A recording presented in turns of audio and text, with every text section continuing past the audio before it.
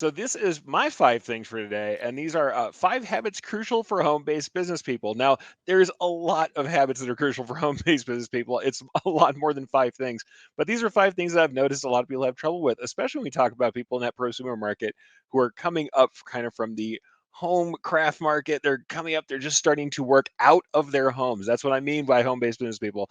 They tend to have some of the same problems. So number one, I'm going to say this: set a public schedule. You don't want people trying to show up, especially if you're at a home-based business and you are allowing people to show up and pick up things at your home. Some people also like to have other spaces to do pickups, drop-offs, things like that, or do their own deliveries, which is another great option for that. But no matter what you're doing, set a public schedule and let people know. The last thing you want is the 3 a.m. t-shirt call. Trust me, I've heard the complaints. People do that. You need to make sure people know what your hours are for the public.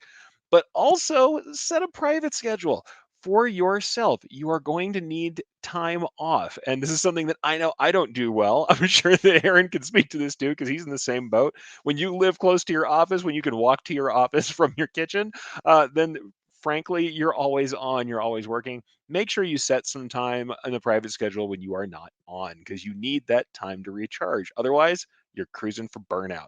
Next thing though, create professional space wherever you can. Now, not everybody is going to be able to have a third bedroom or a shop or somewhere else that you can set up.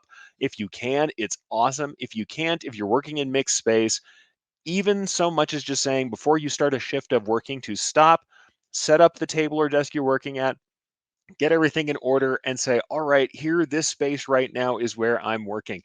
If you can, get a closed door between you and your family. Yes, I know this sounds awful, but sometimes it is the only way to make sure people know I'm on right now. I'm on the clock. I am doing work. It's not time to get interrupted by 15 other things. If I were off working a 9 to 5, I wouldn't be here. It's okay to say that and to make that time sacred the same way I want you to make your personal time sacred. Next thing is set boundaries. And I know it seems like everything I've said up until this point is setting boundaries, absolutely, but I'm repeating it again because it's so important. Not just with your schedule, not with everything else that's going on as far as your space. Everything you're doing, you need to make sure there are clear boundaries between business time, private time, also business work and private work.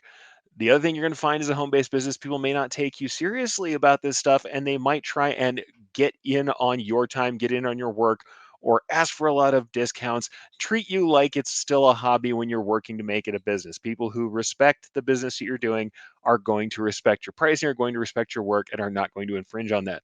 Set your boundaries early, and it leads to number 5, and this is the big one: own your professionalism.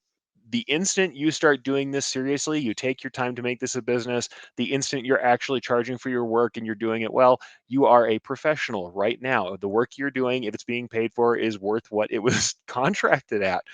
You need to own that professionalism. And here's the other thing: act like a business.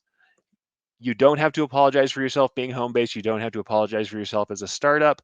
Act like the business you want to be. And let me tell you this: when you're online and that's your primary vector of sales, when you're delivering yourself, nobody knows where your shop is or how big it is. What they do know is whether or not, like Terry says, did you get things done on time and did you do good work? And if you do that, you're a professional. Own that professionalism, be the business you want to be. And like I said, set some boundaries, folks. And that's my 5 things.